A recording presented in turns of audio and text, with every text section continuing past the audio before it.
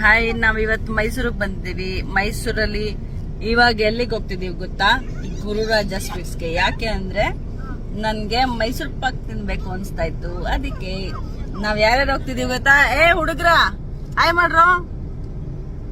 Hi ಏನು ಎಲ್ಲಿದ್ಯಾ ನೋಡ್ರಿ, ಇದ್ ನಮ್ಮ ಮಕ್ಕ ಅಲ್ಲಿ ತೇಜು.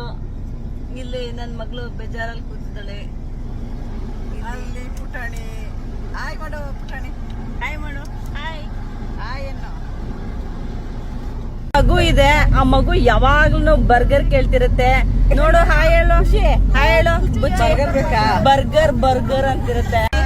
ಇವನ್ ಮದ್ವೆ ಗಂಡು, ಇವನ್ ಮದ್ವೆ ಸೆಟ್ ಆಗಿದೆ.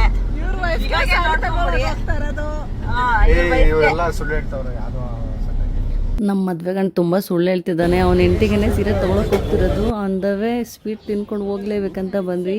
ಇಲ್ಲಂತೂ ವೆರೈಟಿ ಆಫ್ ಮೈಸೂರು ಪಾಕ್ಸ್ ಇತ್ತು. ಗೀ ಮೈಸೂರು ಪಾಕ್ ಅಂತ ಅವ್ನು ಯಾಕೆ ಹೇಳ್ತೀರಾ, ಬಾಯಲ್ಲಿ ಕರ್ಕೋಗುತ್ತೆ ಹಂಗಿತ್ತು. ಅಷ್ಟು ಚೆನ್ನಾಗಿತ್ತು. ತೊಗೊಂಡು ಬಂದು ಕಾರಲ್ಲೇ ಕುತ್ಕೊಂಡು ತಿನ್ನೋಣ ಅಂತ ತಿಂತಾ ಇದ್ದೀವಿ. ಯಾವ ಥರ ಟೇಸ್ಟ್